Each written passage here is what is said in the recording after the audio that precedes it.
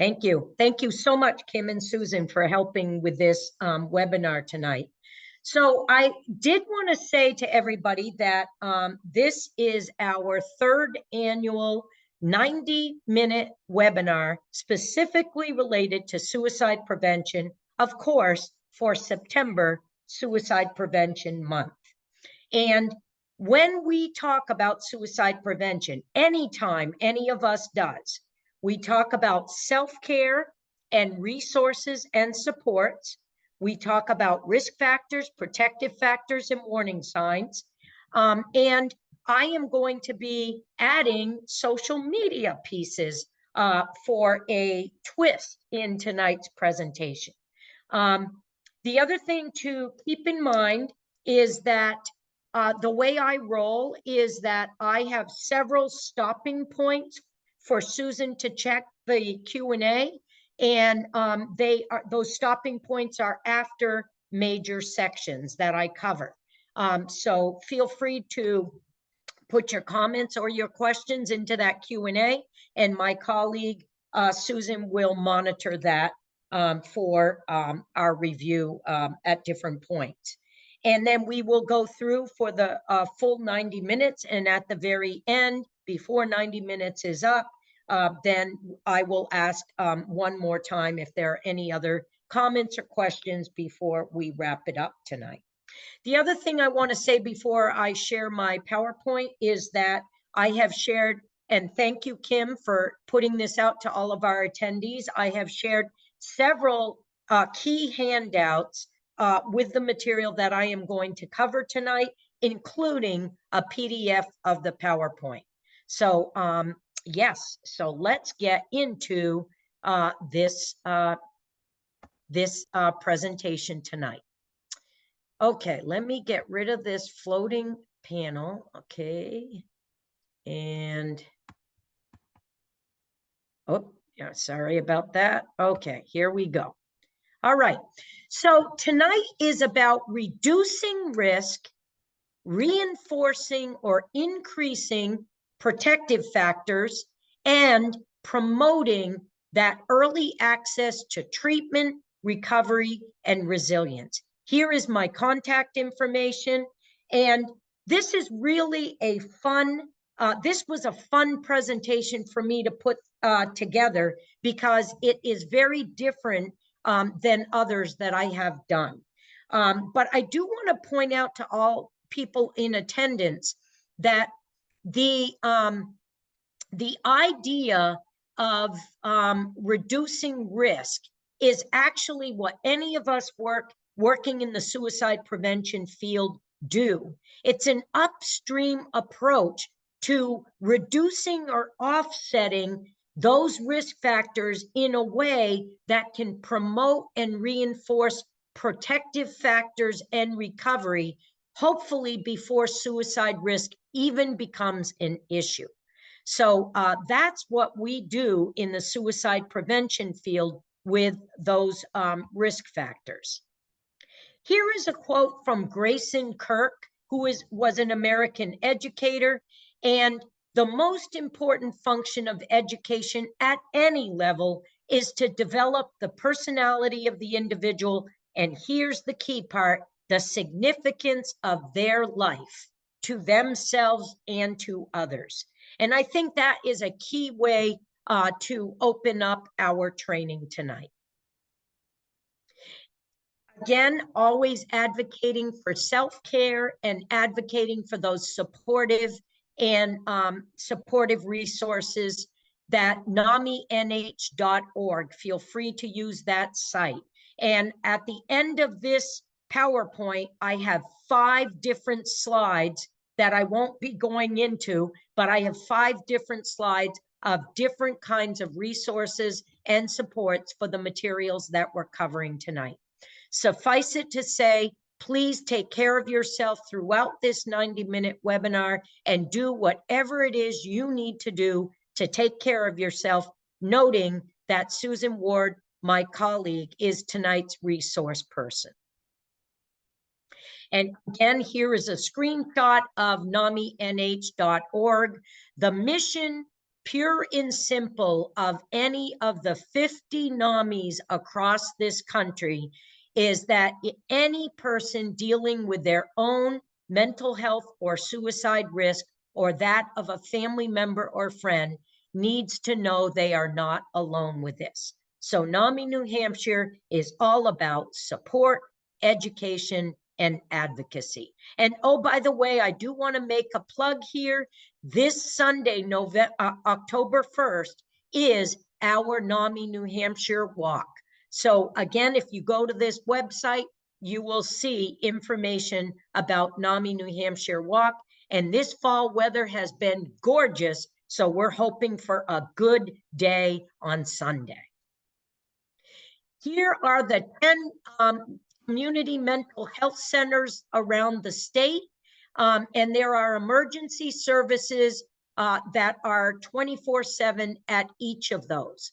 Also keep in mind the rapid response access point, the 1-833-710-6477 if you are calling from within New Hampshire, or of course, 988 is the new suicide and crisis lifeline for all 50 states.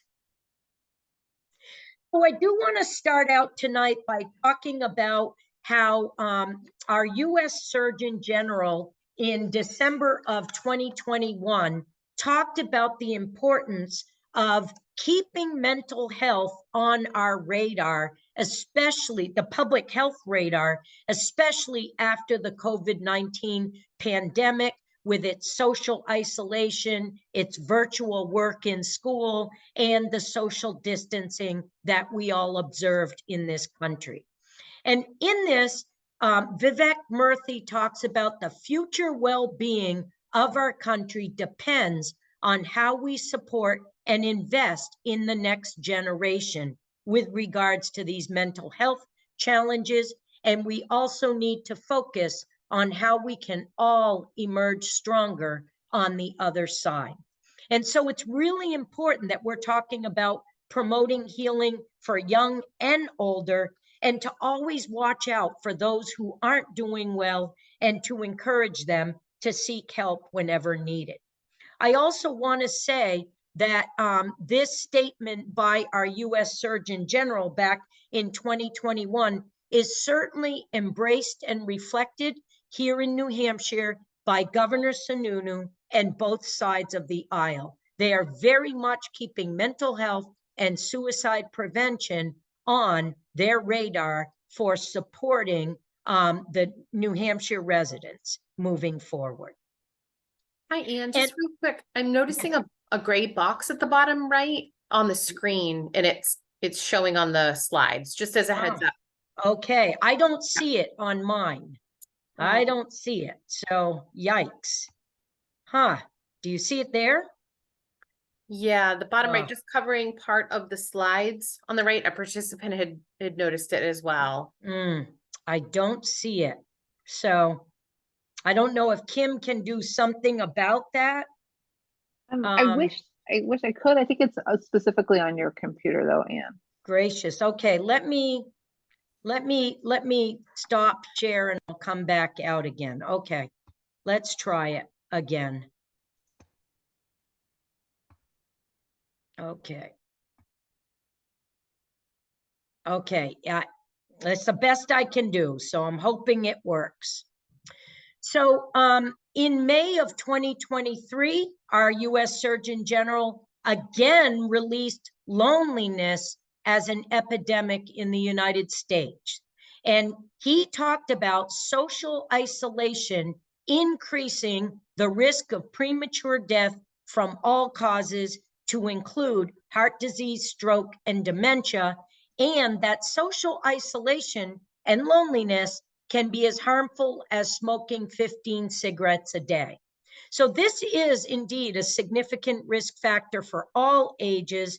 And again, we are always trying to watch out for those who are not doing well and encouraging them to engage in social connections and activities.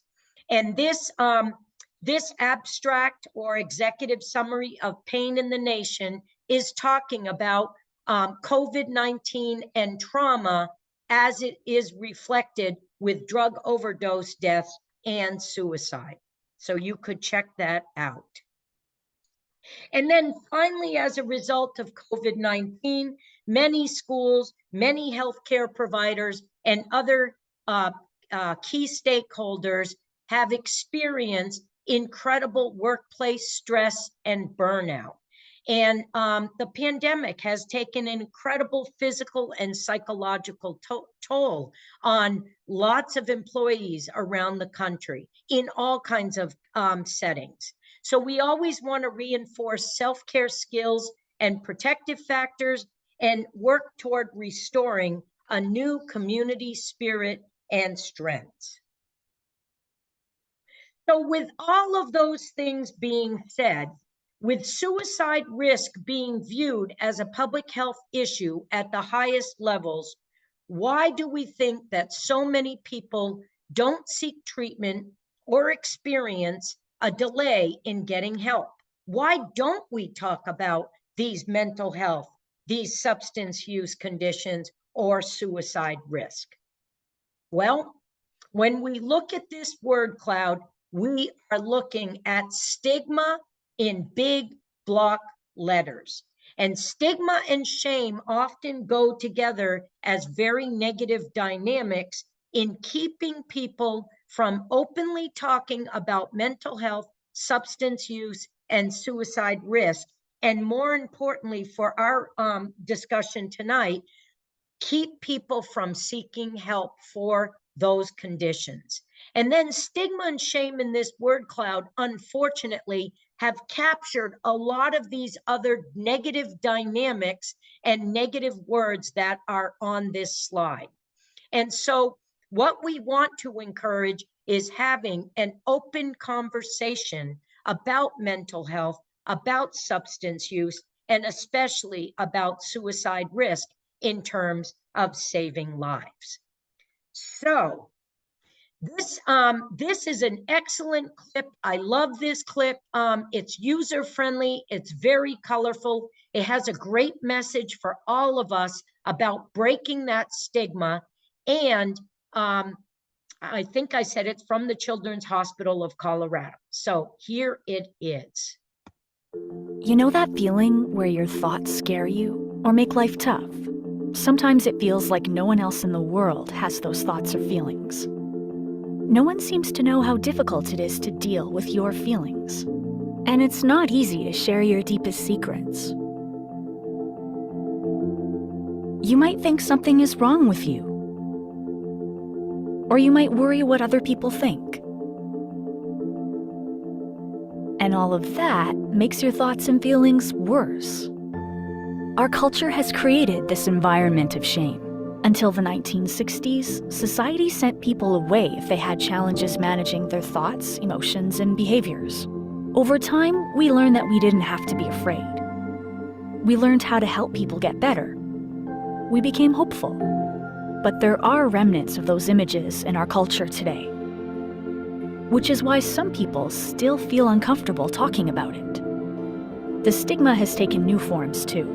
With more access to more people all the time, it can seem like the world is telling us it's not okay to be anything but perfect. The truth is, everyone has thoughts or feelings that can be hard to deal with. So why do we make it so difficult on ourselves by judging others who could be going through the same challenges we are? What if, instead of seeing labels, we saw people who are struggling and could be there for them so they didn't feel so alone? What if we looked past our fear of mental health and started to talk about it in a constructive way? What if, as a society, we used empowering words and healthy images to help people feel supported? Maybe then more of us could feel comfortable telling others when we're having a hard time. Maybe more people would get the help they need. And maybe one day we won't have to talk separately about mental health and physical health, but just health. The truth is, each of us has the power to change our culture. Will you join us? Share this video with a kid, your neighbor, a friend, and help us break the stigma of mental health.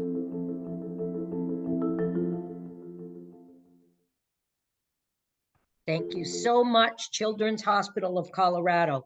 And I do want to point out that one of the reasons I really like that video clip is it talks about a prevalent issue that I still think we're dealing with regarding suicide risk in 2023 as a public health issue that we don't have dealing with the public health issues of heart disease or diabetes in 2023.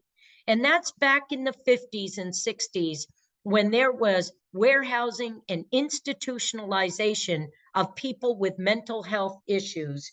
And that historical trauma and depression without any kind of treatment back then, I think that is what we're still seeing with stigma and shame in 2023 today.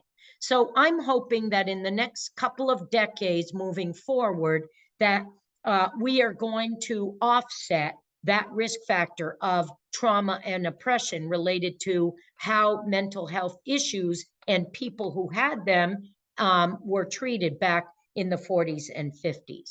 Because really what we know is we want to talk about suicide in an open, honest manner, as well as any related issues in terms of saving lives. And we want to use great sensitivity in our language when we do that. So we really want to focus on ended their life, died by suicide, took their own life. If they survived their suicide attempt, they are attempt survivors or they live to tell about it. But this is person-centered language because we know that people are so much more than the challenges that they have or the disabilities that they have. So we really want to say this person has mental health issues rather than this mentally ill person, which makes it sound like this person has nothing else as a human being. And we know human beings are so much richer and so much more complicated than that. Terms to avoid are on the right-hand side. So successful suicide and completed suicide sounds like an accomplishment, and it sounds like a positive thing. Now, notice we never say successful heart attack, and we don't say completed cancer death. So if we are truly treating suicide as a public health issue, we are talking about the death by suicide the way we would for somebody who dies of heart disease or cancer. Likewise, committed suicide, people commit sins and people commit crimes. And any person or individual who has lost somebody to suicide, they do not view that person as a criminal or as a sinner. So again, we don't say committed cancer or committed heart attacks. Likewise, we want to celebrate the fact that the person survived their suicide attempt. We do not want to say it was a failed attempt. And then a person-centered language is saying that this person has addiction or this person has alcoholism versus the fact that they are only that individual. So we really want to use safe and sensitive language in all things when it comes to today's topics. So here is a little bit of data on this slide, national losses, and then I'm going to be talking about New Hampshire data, and then we're going to have a break for the Q&A, our first break for that. So when we're looking at the suicide and drug overdoses that have happened of all ages across the country, with the most recent data from the Center for Disease Control from 2021, and again, yes, it is behind 2 years, the chronological year of 2023. That's what happens when we use CDC data. There were 47,000 confirmed suicide deaths, and there were 107,000 drug overdose deaths or poisonings that year. Now, before in 2020, there were 46,000 deaths by suicide, and there were 96,000 drug overdose deaths. So I want to say a little something about COVID-19 and its impact on people who were isolated and remote during those years. We think in the suicide prevention field that we did not significantly go up with suicide deaths in this country. Yes, anxiety was increased, depression was increased, and suicide risk and attempts were increased. But we did not see a substantial increase in suicide deaths. And we believe in the public health field that never before in the history of our country had so many people talked openly about their mental health challenges. And it was happening in every sector of our society. It was happening in schools and workplaces and homes, and it was everywhere, including in social media and all things electronic communication. However, in that same year, we saw an increase from 96,000 to 107,000 deaths from drug overdose deaths. And that was because people with substance use disorders, unfortunately, were not able to access resources and supports during the 2 years of the pandemic here in the United States. So that makes a big difference in terms of people's greater risk for drug overdose deaths or lesser risk for suicide when everyone was so openly talking about their mental health issues. And we know that there are 1 million attempts by suicide attempts that are reported by emergency departments across the country. 1 million. So that 47,000 deaths by suicide is not an epidemic. Drug overdose or poisoning deaths are an epidemic in this state and in this country. So we really have to work hard on saving lives with that public health issue. In the viewpoint of the Connect program, we believe that one suicide death is one too many. One drug overdose death is one too many, because we know about the trauma, we know about the grief and loss, and what that does to individuals, to families, and the fabric of our communities. So we are all about saving lives, one person at a time. And then finally, for our data section, here in New Hampshire, suicide is the 8th leading cause of death for all ages. And all of the other 7 leading causes of death are all other public health issues and medical conditions like Alzheimer's, like cancer, like heart disease.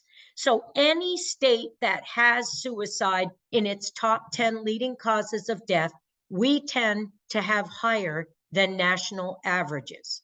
So New Hampshire joins all of those cold weather, small town or rural or remote mountainous states. So Alaska, Montana, Wyoming, the Dakotas, Colorado, Maine, Vermont, and New Hampshire.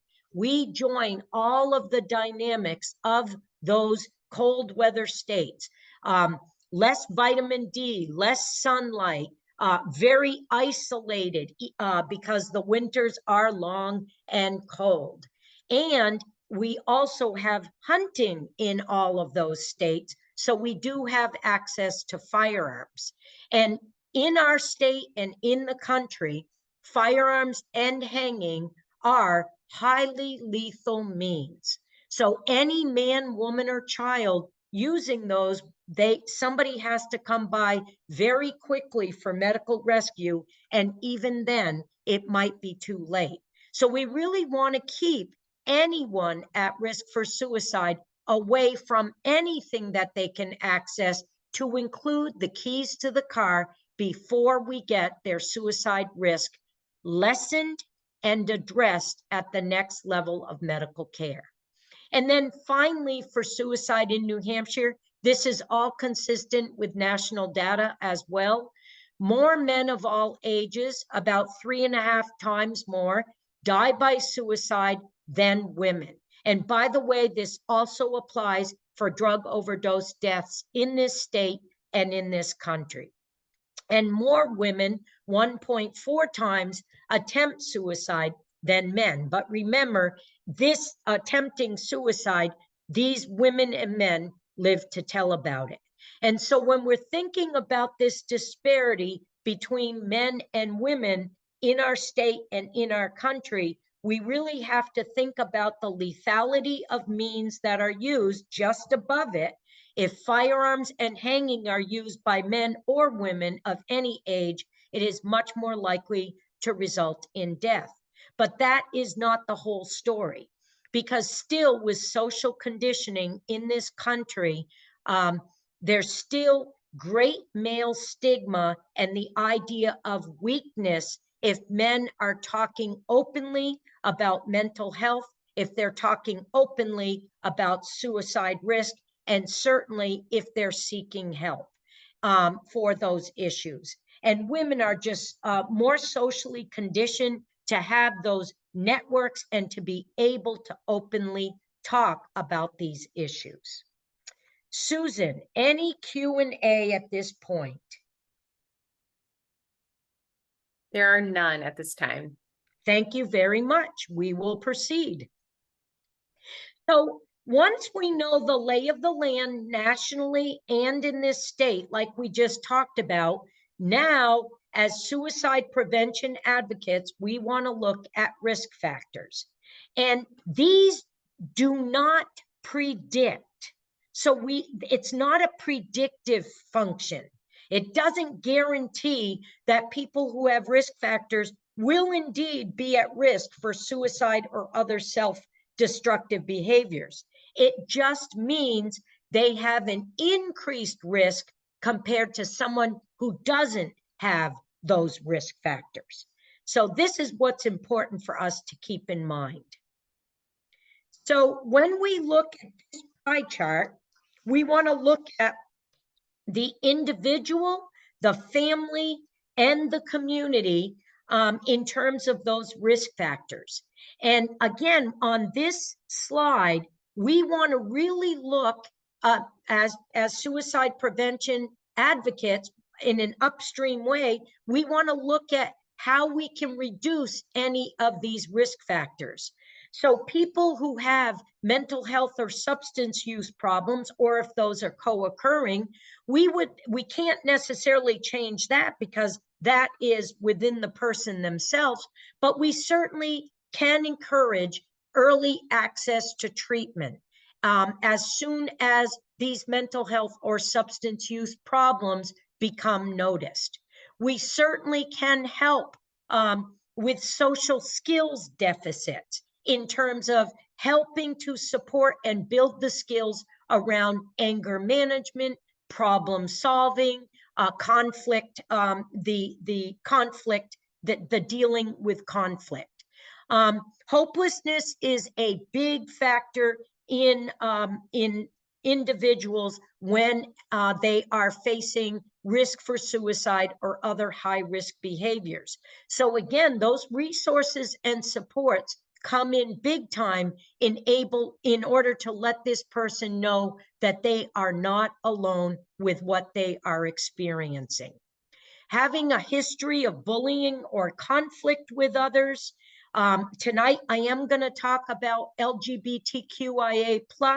So anytime somebody is identifying with LGBTQIA+, sexual orientation or gender identity issues, and they are not able, for lots of different reasons, to be who they believe they are and to express who they are, that is going to be problematic. We'll talk about how we can turn that into lessening the risk factor and turn it into bolstering those protective factors. Having any kind of trauma, loss, or abuse history. So we know that there is treatment, trauma-informed care for those kinds of issues. Any kinds of relational or social losses, we want to be able to use a trauma-informed approach to help the person with the grief and loss. In the family may experience some kind of history of mental health or substance use and any kinds of changes, financial difficulties. And then in the larger community, this is where we might have access to lethal means, which we would not let any person experiencing any kind of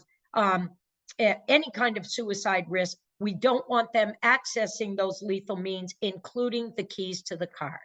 Stigma and lack of access to services. We want to really be able to have the conversations to be able to have people access early help. And then legal issues and trouble with the law, lack of social supports, and isolation. Lots and lots of risk factors that we want to lessen in individuals. And we know that up to 90% of people who die by suicide may have that underlying mental health, substance use, or co-occurring disorder. And this is taken from the National Institute of Mental Health. We know that eating disorders and problem gambling carries a greater risk for suicide than those who don't have these two conditions. And part of it is the roller coaster of feelings, and part of it is eating disorders is a life and death issue in and of itself. And we know that a significantly higher risk for suicide is having a prior suicide attempt history. Because again, whether the person has attempted once or 15 times, we know that they have stepped over that threshold of self-preservation. So in spite of that higher risk, the vast majority, 90% of suicide attempt survivors do not go on to die by suicide, because as a result of their suicide attempt and other factors that lessen that risk moving forward, their trajectory for suicide is changed after that one or several attempts. Risk factors for LGBTQIA+. What I really want to point out is the bottom here, that these individuals, it's not who they are, it's the rejection, it's the hate crimes, it's the discrimination, the labeling, the judgment from the larger society. And it might even be from their own social support networks. But that bottom line on this slide, we know these individuals are at greater risk for suicide attempts than heterosexual individuals because they live to tell about it. We do not know if they die by suicide in greater numbers. They are also at greater risk in knowing others who have attempted or died by suicide. They are at greater risk for substance use and mental health issue and other self-destructive behaviors. So again, that's where we want to bring this lens of helping to lessen all of these risk factors in some way on this slide to help these individuals in promoting recovery and resilience. And here are symptoms for a mental health crisis. I think this is a handout that I made available, but it is the signs and symptoms of any of the ways that it's a NAMI document from NAMI National, any of the ways that we might recognize if somebody is having a mental health crisis, which certainly puts them at greater risk for suicide. And we know those mental health issues can happen at any time in a person's life, and it can be chronic, long-standing, from very young to older, or it could be a very short period of time, like postpartum depression. And we know that a lot of work has been done in addressing postpartum depression and keeping people safe, keeping them on this side of the living, and keeping them supported, because if we keep them alive through their postpartum depression, then they may never experience any mental health issue again. So what we know in the public health field at large is the sooner somebody with mental health issues seeks help and any kind of treatment or support, we know that there are better health outcomes. It's the same thing for cancer and disease. The sooner I seek help for any of those issues I'm having that might be related to cancer or heart disease, I might still die with treatment from heart disease or cancer, but seeking help as soon as possible is key. And just like any other medical condition, we know these are brain disorders, and we know that for each and every person, that will look different, that treatment and recovery. It's very unique to each and every person. It doesn't always involve medication. It may involve alternative therapies, and a whole host of these can sometimes get the person into a place of managing the signs and symptoms of their mental health issue and being able to have a more productive, fulfilling life. So what we want to do with any individual that we are reaching out to in a mental health crisis, in giving hope and choosing hope, we want to offer up our understanding of what they might be going through, time to process what they might be going through using our active listening skills, feedback about what we're observing or what might be happening with the person, or how can we help them in a way that's going to be of great value to them. Offering them choices, because a person in a mental health crisis is often out of control because it's involuntary, and they are really at great powerlessness. So anytime we can empower their choices, actively helping them with resources and supports, and definitely having respect and dignity for the person, just as a medical emergency from a heart attack we would do as well.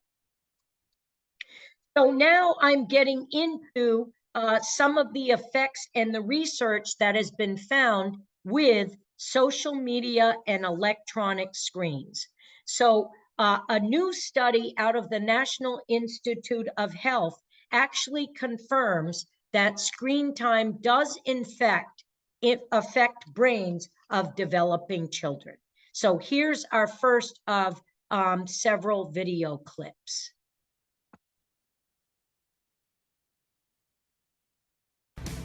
How much is too much? A national study is giving us a closer look at the disturbing effects when children are exposed to screens for too long. KPIX 5's Susie Steimel joins us with how the tech industry is introducing something that can actually help parents with this. Susie? Well, that's right, Alan and Veronica. This is something that is confirmation for many of us. We've been waiting to hear something like this. You might have guessed that increased screen time can impact children's development.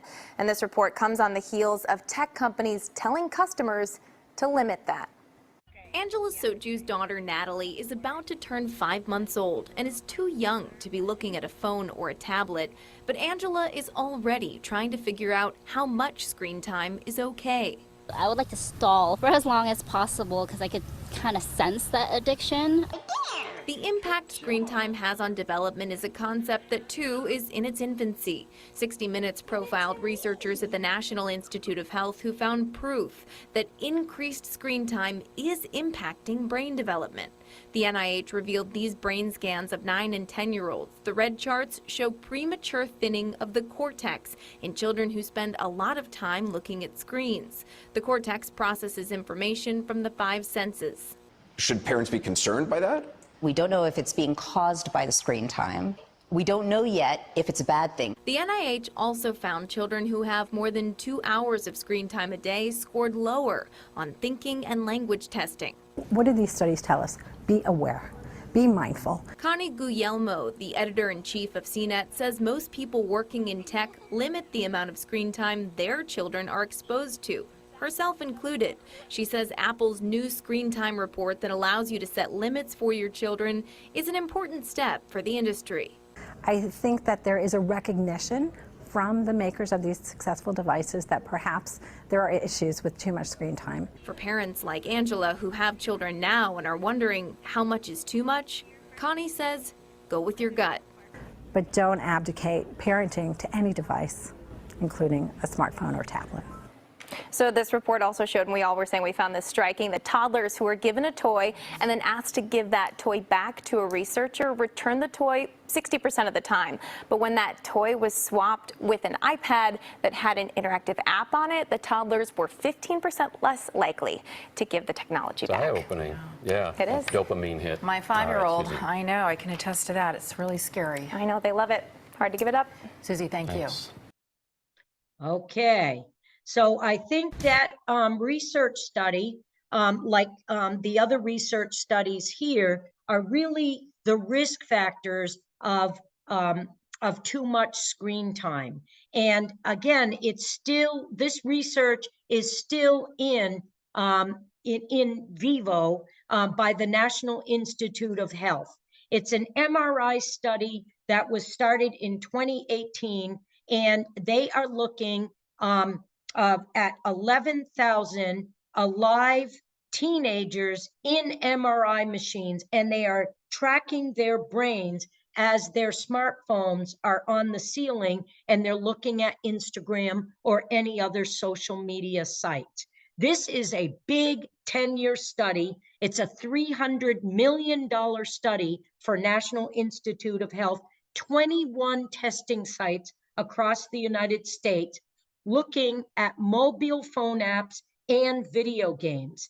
And in the first wave of this study with 4,500 participants, that's where they've started to notice significant changes in the brain of children and developing youth with more than 7 hours of screen time per day. So that was just the first wave of the study. So stay tuned for that, because right now it's correlational. It's not cause and effect. We only are tracking what this increased screen time looks like in the brain. So we know that there could be rewiring of the brains, use it or lose it brain functions. We know for sure that individuals do have sleep disruptions when they have screens on in their bedrooms or the place where they sleep.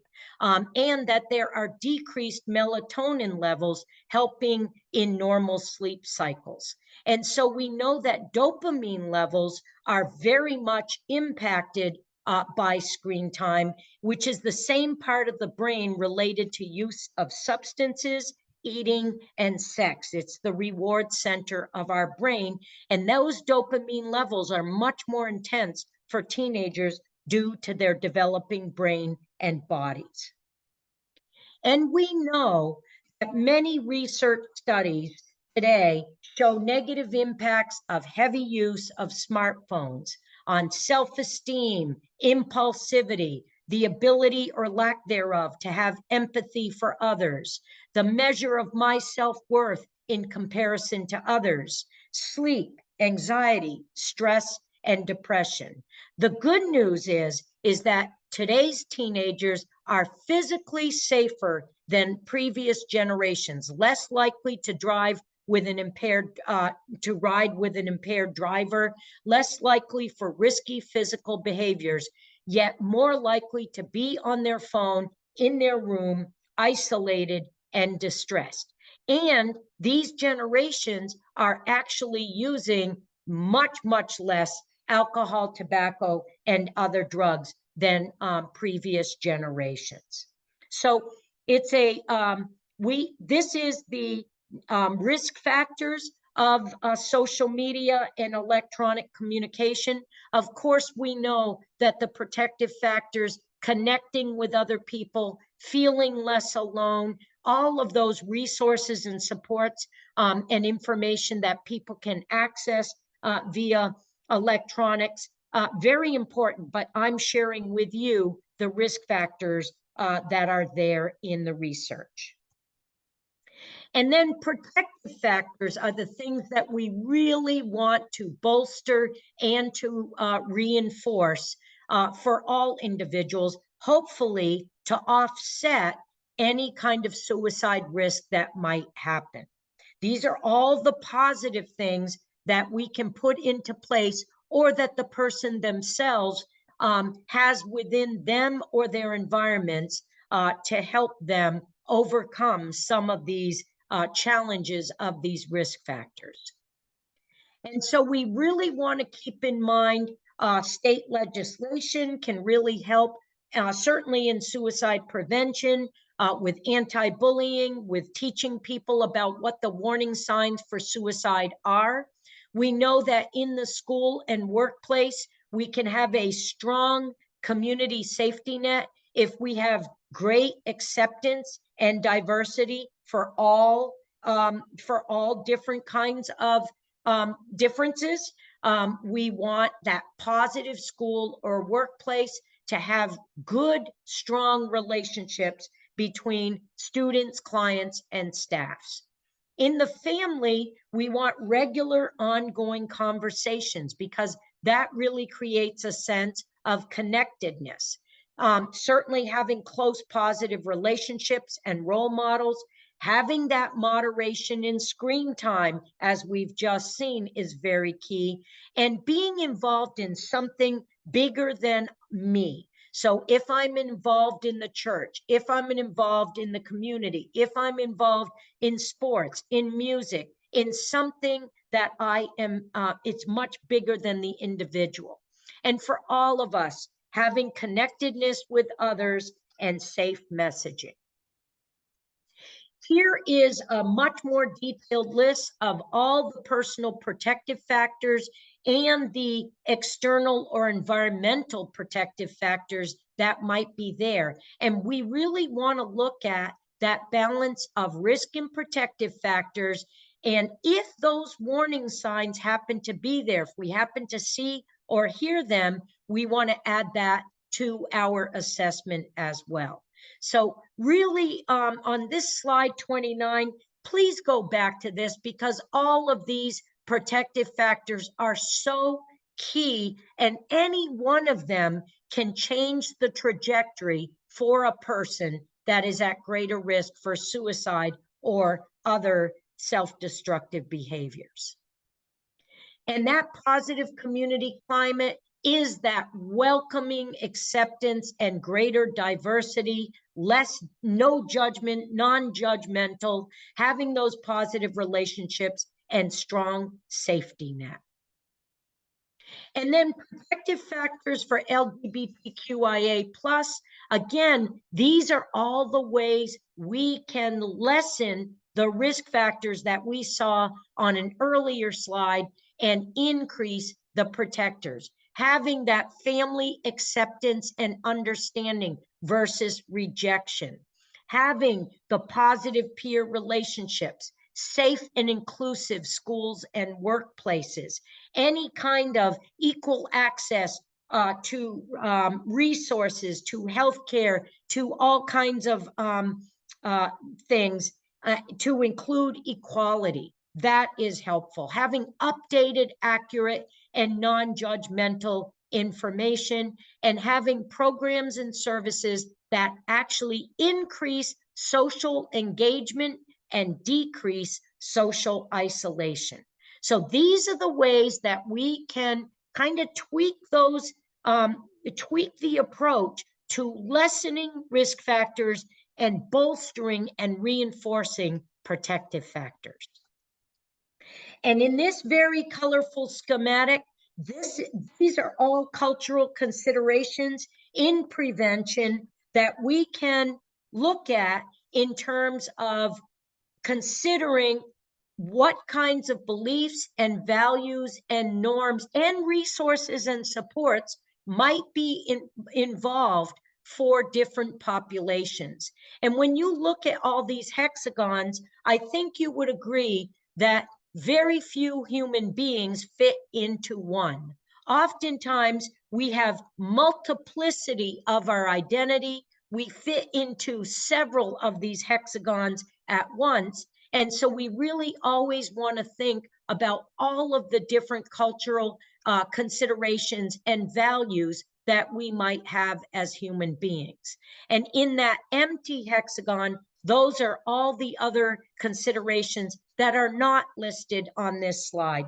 Things like first responders and construction workers and farmers having an increased risk for suicide. Again, that male stigma, that being strong and not showing weakness, and perhaps that post-traumatic stress that can set in from witnessing all kinds of human suffering and death. So again, the hexagon really represents lots of other cultures and subpopulations.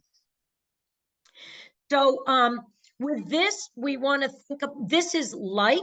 It is a movie which is an IndieFlix documentary, and it's all about finding balance in our digital world, and that can help us to self-regulate. And I am telling you people, self-regulation in our digital world helps us to self-regulate in our mental health as well. And so from this full-length documentary, turn off notifications, go grayscale, especially at bedtime, charge phones outside the bedroom because of those blue light emissions. No one can multitask effectively. It really is poor performance if they're on electronic communication and doing something and having a conversation, very poor performance. And for all of us to have that balance between our offline and our online lives, so that we hopefully are unplugged at least 3 hours a day. So here is a quick trailer of this Like movie.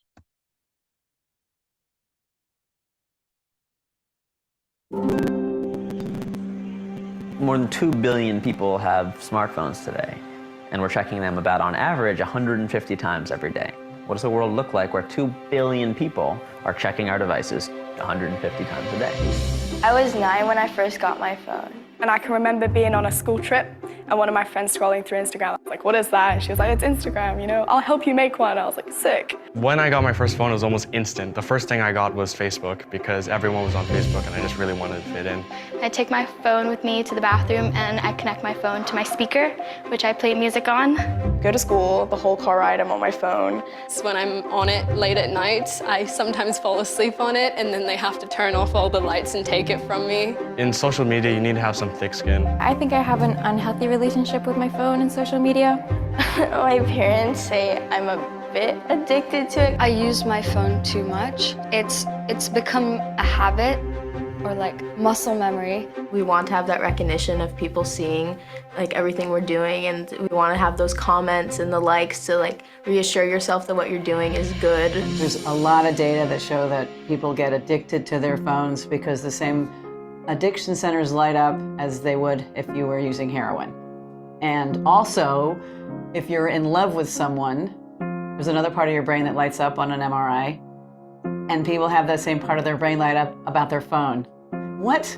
I love my phone. They do, if you look at the brain. Social media is never the thing that's evil. You create a caring community, then, well, you know, social media will be caring as well. The things that I think is most important for teenagers and young people to understand is these devices are not designed for you in many ways. That you are not the customer, you are the product being sold here. And are you really using technology, or is technology using you?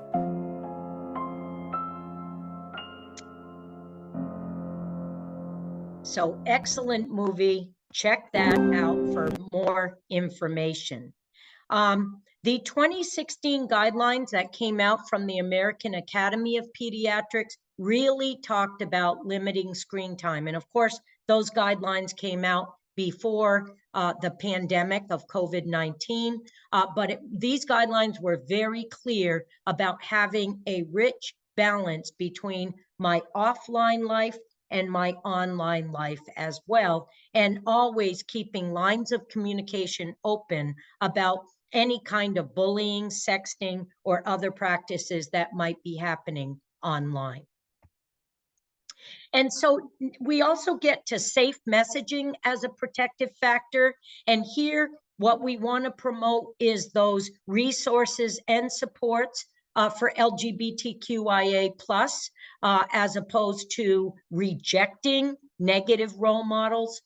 We want to really share those warning signs for suicide and those risk factors so we can lessen those. And we really want to show people that there are effective treatments for mental health and substance use issues and preventative, proactive actions to lessen suicide risk. This safe and effective messaging for suicide prevention, the do's and the don'ts, is one of the resources and handouts that was given to you today. And what we are promoting for all is that 988 Suicide and Crisis Lifeline. We can call it, we can text it 24/7. We can also text NAMI to 741-741. And here in New Hampshire, the New Hampshire Crisis Addiction and Service Link 211. Again, we really want to post those warning signs for suicide, believing that people can get treatment and recovery for these kinds of issues, and watching our language always. Died by suicide, ended their life, or lived to tell about it. We do not want to call suicide an epidemic because it is not. And we do not want to say that bullying causes suicide or the breakup of a relationship causes suicide. The research is clear, not one cause and effect leading to the traumatic loss of suicide, but rather a whole host of risk factors that come together in that tragic manner. So that's why we are really trying to lessen risk factors once we know them. And here is a video of Rosie, one of our speakers, and talking about how she lessened and offset her risk factors of ongoing mental health issues. And you will hear the multiplicity in her short clip about how she embraced treatment and recovery. Hello, my name is Rosie and I'm a 26-year-old occupational therapist. I live with my boyfriend, our dog CJ, and my 2 chinchillas. I have 3 sisters and 2 adoring parents. When I'm not at work, I enjoy training my dog, reading, knitting, and spending time with friends in nature. My mental health story starts when I was 12. I got a concussion playing ice hockey, and after the headaches finally went away, I just felt different. Like there was this dark cloud looming over me, and there was just nothing I could do to shake it. I've always been a laid-back, look on the bright side type of person, but my thought processes got more self-critical, and I started to pull away from those that were close to me. This led me to harming myself, being restrictive with food, over-exercising, and just a spiraling web of lies that I used to protect myself and keep people from finding out. I had a few family members and classmates pass away, some from taking their own lives. So that's a thought that was always in the back of my mind. I saw the devastating impact that it had on my community. A lot of times when I would hurt myself, it was because I was feeling nothing at all, or because I was feeling too much, especially when I felt I had made someone else feel bad. The biggest themes in my story are the feelings of guilt and shame. I had such a wonderful life, but I just didn't understand why I was feeling so depressed and empty. I tried to help myself when I was feeling so out of control by being incredibly restrictive of myself, just to fail to meet my unrealistic goals and feel even worse about myself. In high school is when I started to experience swings in my energy in the opposite way, with increased risky behavior. Drinking, smoking, lying, cheating, and driving really fast without a seatbelt. I just didn't care what could happen to me, all while still keeping up my sweet and productive image. I felt like I was just a bad person and the way I was feeling just couldn't be fixed. My sophomore year in college is when my energy radically shifted. I stopped eating, sleeping, showering, and I was talking and thinking a million miles an hour and wasn't able to slow it down. Looking back at my journals from that time, I was writing things along the lines of, I feel like I'm a modern-day Jesus. These grandiose thoughts were heightened to the point where I even tried to get the world tattooed on the palm of my hand. I stayed up all night organizing art supplies and journaling, dating each page differently, even though it was all just one night. Even my handwriting drastically shifted during this time. I felt like a computer with 1,000 tabs open, and it was so stressful that I just wanted to tear the plug right out. After getting a few concerning phone calls from me, my parents drove to my school and picked me up and brought me to the hospital. This is when I finally got my diagnosis, and that changed everything for me for the better. It was a relief to have a word to explain everything that I had been experiencing for the past 8 years. It wasn't my fault. It wasn't a character flaw. I was just living with bipolar disorder. So for me, I know medication is an important part of maintaining my recovery. I use a pill box to keep me on track with my meds, as well as an app to remind me when it's time for a refill.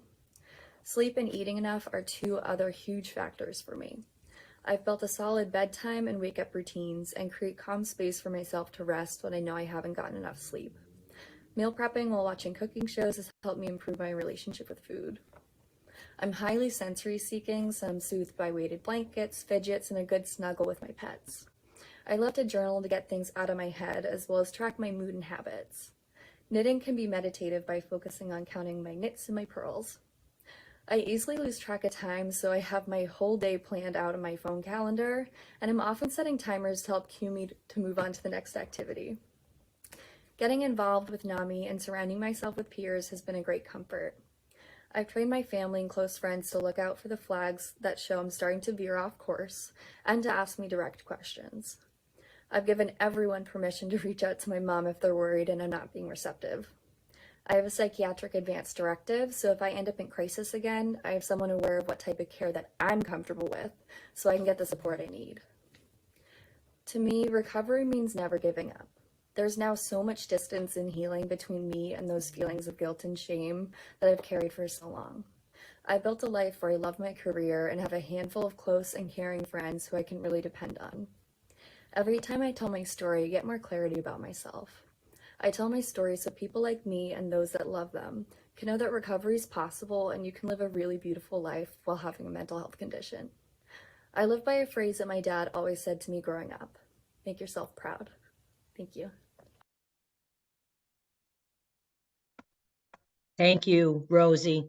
And you can see from the clip we saw at the very beginning of tonight, in terms of the breaking the stigma from Children's Hospital, I think you would agree all of these words really resonate with Rosie and her story of recovery and resilience. And all of her great insights, all of the protective factors that she has put into place has lessened her risk factors and has helped her manage the signs and symptoms of bipolar disorder to be a very, very different place for her.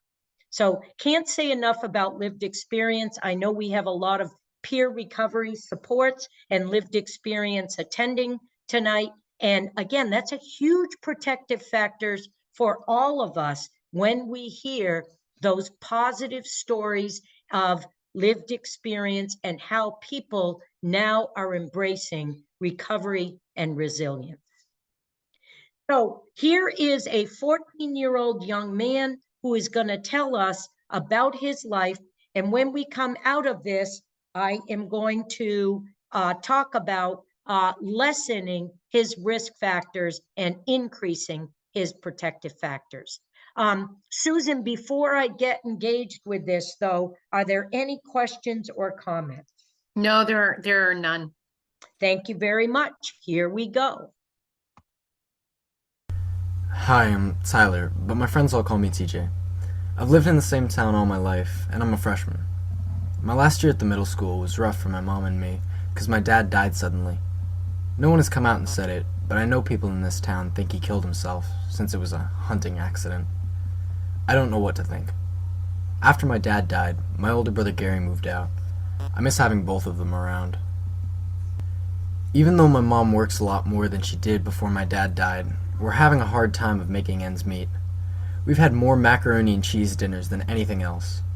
I hardly see Mom, and I wish she could be home more. It feels weird to go home to an empty house when I get out of school. The most fun I used to have is when I went to the pizza place after school with my friends. All my friends had girlfriends, so I told them I had one too. My friends started teasing me because they never saw her, and pretty soon I stopped going there. Since it's not the way it used to be, it's not that much fun anyway. I'm not that good at school, and lately it seems harder to do my work. I just sort of space out when the teacher's talking, so when the class is over, I hardly remember anything I'm supposed to do. I used to like video games, but those just seem lame and boring. I know that I'm failing English, and I'm not sure how I'm going to tell my mom. Okay, so when we look and listen to TJ's story, we can't change the fact that his father died suddenly and that there was rumor that it was a suicide death. But if we treated suicide as a larger community, as a public health issue, just like we openly, without judgment and labeling, talk about heart disease and cancer deaths, then perhaps there wouldn't be such an increased stigma, shame, and isolation for TJ and his family. When older brother Gary moved out, could we possibly marshal greater connection between him and his younger brother TJ? His mother is working more time, more hours. Can we work with that in terms of helping her have a little bit more time with TJ? With financial assistance or any other kind of brainstorming help this family in terms of their dinners, their meals, their finances? He spends a lot of time at the pizza shop and has some conflicted relationships with his friends. Could we brainstorm, and is there a place that he could have a part-time job or any kind of community work that allows him that sense of responsibility and worth? And then, of course, helping him with his grades and with focus and concentration in class. So again, with an individual like TJ, we really want to lessen the risk factors that we heard, and we want to increase and promote those protective factors, which would offset some of those traumatic losses or traumatic events that he has had in his life.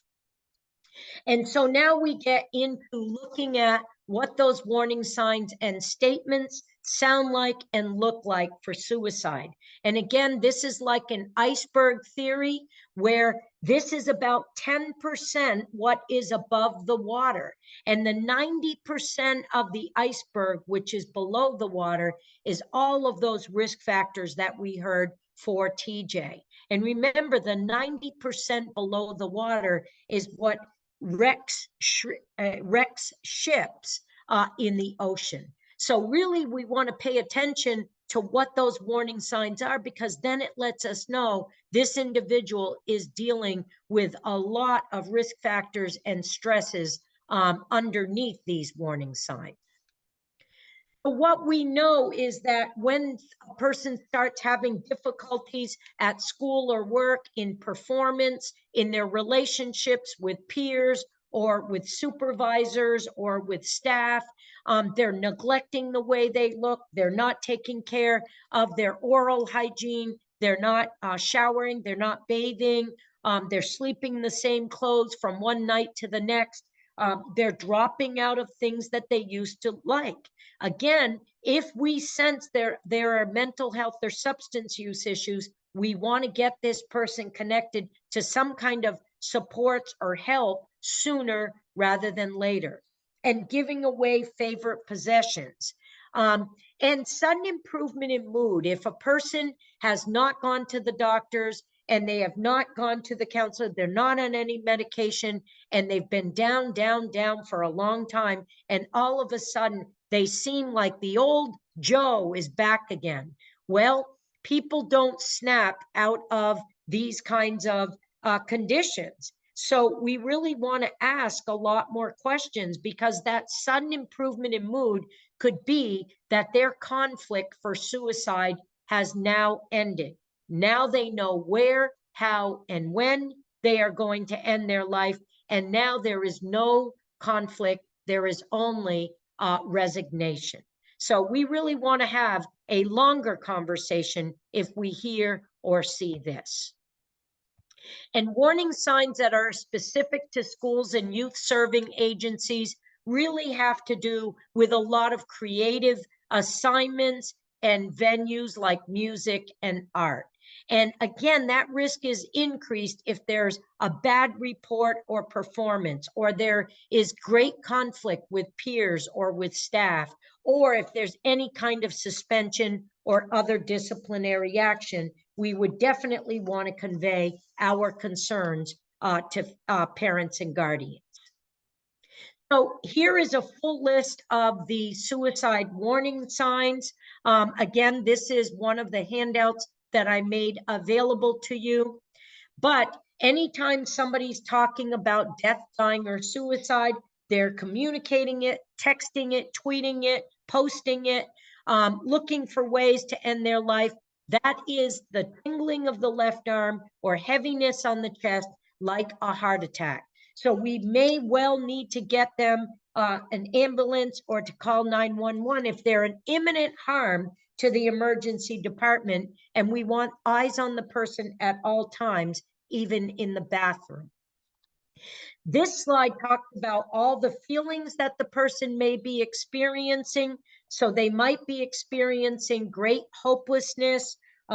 Let's say their significant other broke up with them and they'll get back at them. So they have this vindictive anger about them.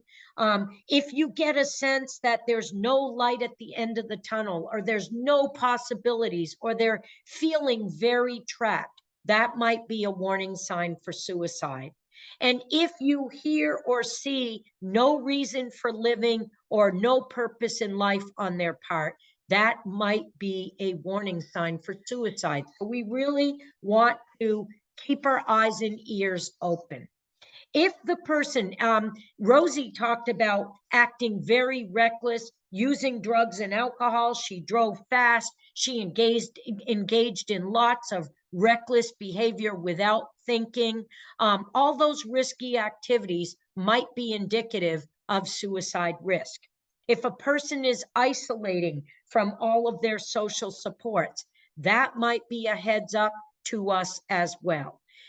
Anxiety or agitation, if the person can't sit still, they're pacing the floors, they're wringing their hands, they just have all this bottled up energy. We want to really assess where this person is at.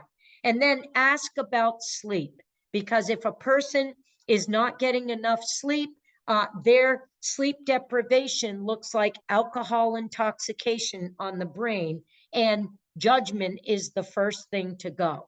So we really want to ask about sleep, because if they're pacing the floors at night or they're doing all kinds of screen time, they are not really in their healthy sleeping brains.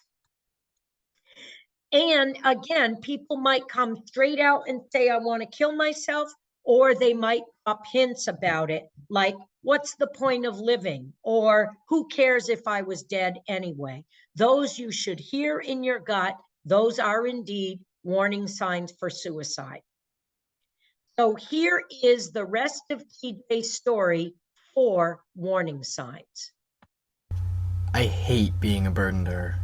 I wish I was old enough to get a job, but she says getting an education is more important. She's gonna flip out when I tell her about English. Now that Gary's gone, I don't think things are ever gonna get better. Some days, I feel like everyone would just be better off without me. So again, what we hear is people are going to be better off without him. And again, this isn't a time for us to be emotional cheerleaders.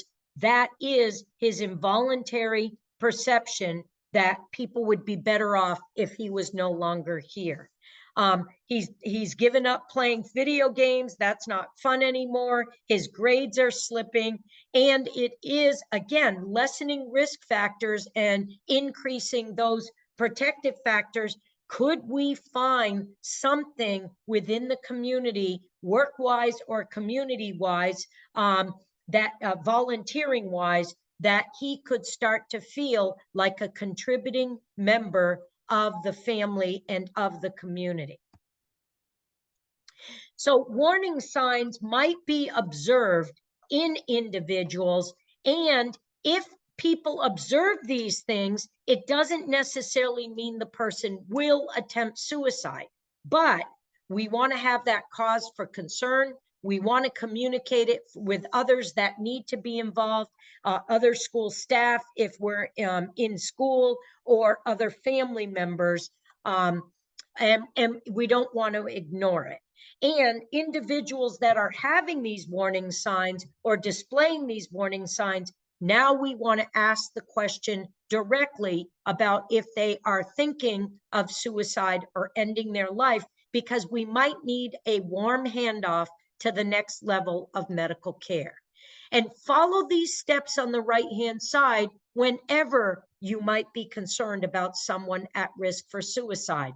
You definitely want to listen up for those warning signs. You want to connect to the person in a meaningful, safe and sensitive language way, letting them know that you care about their well-being. We want to reduce access to lethal means, so we don't want anybody impulsively reaching for anything that might harm themselves in that despairing, suicidal thoughts or feelings, even the keys to the car, until we get that risk lessened. And we want to be with the person at all times until that warm handoff.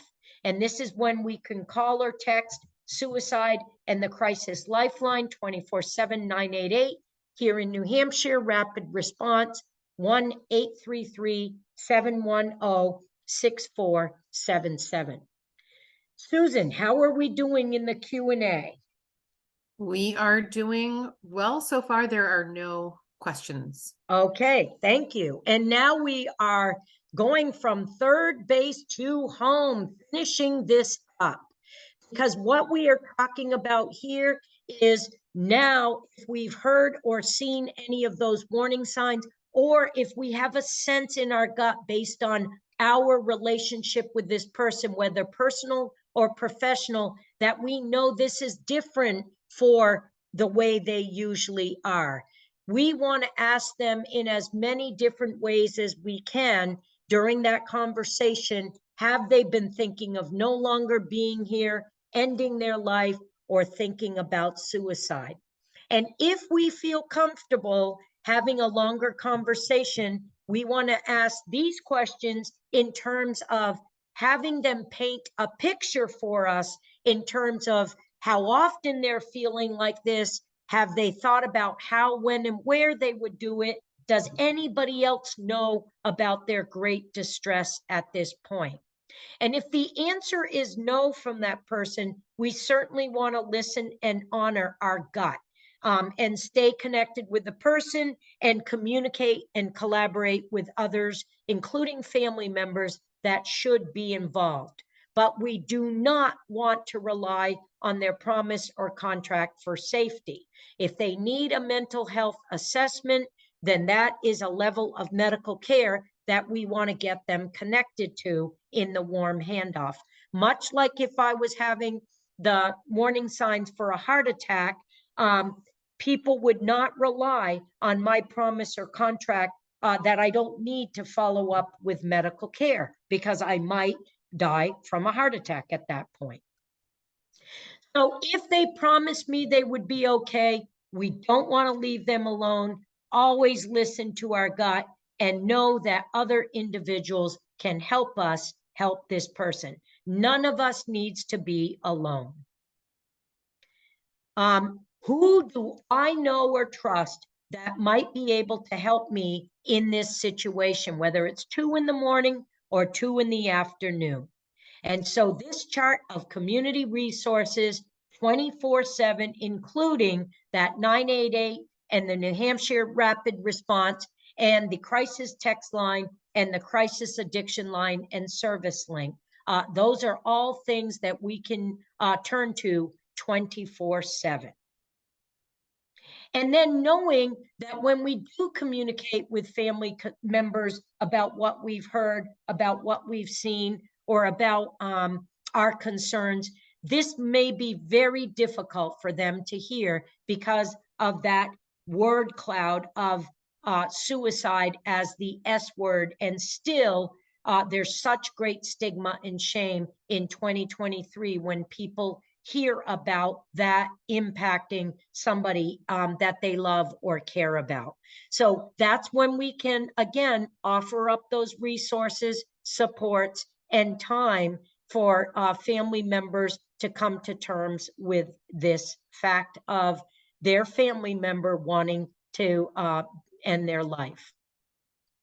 And if the situation is not high risk, this is when we want to express all of our concerns to the family members, really conveying our concerns about the risk factors, really informing them about keeping their family member safe from anything they could access to harm themselves and any other way we could help them.